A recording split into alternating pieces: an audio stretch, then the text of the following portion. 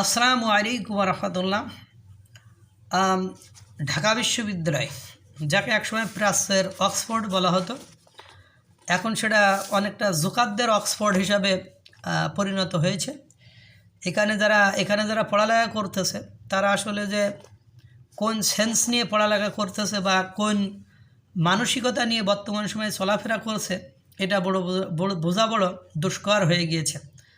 তারাই এখন বাংলাদেশের নিয়ন্ত্রক, তারাই এখন বাংলাদেশের সব বিষয়গুলো নিয়ন্ত্রণ করছে। যদিও কথায় কথায় তারা বিভিন্ন স্থানে যে শুধু মারামারি করছে, বিভিন্ন ব্যক্তিকে অপমান অপদস্থই করছে। যাই হোক, যে কথা বলছিলাম যে কিছুদিন আগে আপনারা জানেন ঢাকা বিশ্ববিদ্যালয়ের টিএসসি সামনে যে মেট্রো রেলের প্লার আছে, সেই প্লারে বঙ্গবন্ধু শেখ মুজিবুর রহমান, তারপরে শেখ হাসিনার যে ওখানে ব্যঙ্গচিত্র এঁকে সেখানে তারা জুতা নিক্ষেপ কর্মসূচি পালন করেছিলেন।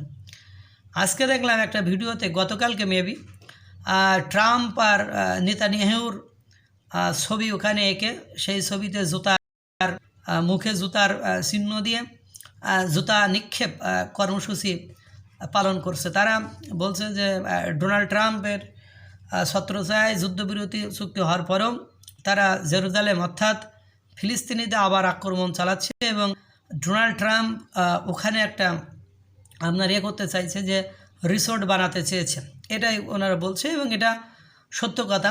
কিন্তু ঘটনা হলো, দুর্ভাগ্য হলো সত্য যে এ বিষয়টি আমার মতে, কারণ এভাবে প্রতিবাদ না করে অন্যভাবে প্রতিবাদ করা উচিত ছিল। কারণ ডোনাল্ড ট্রাম্প যদি এই ছবিটা দেখেন, বাংলাদেশের মতো একটা পুঁটি মাছের মতো একটা রাষ্ট্র, এই রাষ্ট্রের উপর উনি আক্রমণাত্মক কর্মসূচি ঘোষণা করতে পারেন। আর উনি তো জানেনই যে একটু খ্যাপা টাইপের লোক। যখন বাংলাদেশে এরকম একটা চিত্র বা একটা ছবি বিশ্বে ছড়িয়ে পড়বে, ভাইরাল হবে, বা ওনাকে জানানোর জন্য শত শত লোক বসে আছে, ওত পেতে বসে আছে, তখন এই বাংলাদেশের উপর উনি আক্রোশ দেখাবেন, এটাই স্বাভাবিক।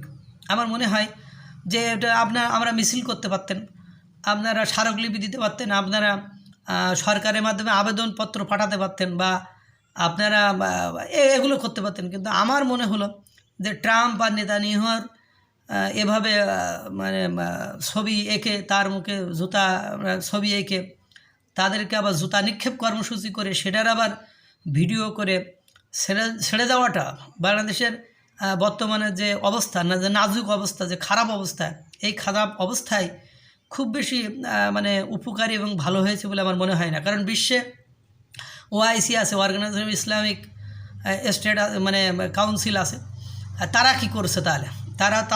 তারপরে সৌদি আরব, ইরাক, ইরান, কুয়েত, দুবাই, তারা কত শক্তিশালী রাষ্ট্র, তারা কি করছে?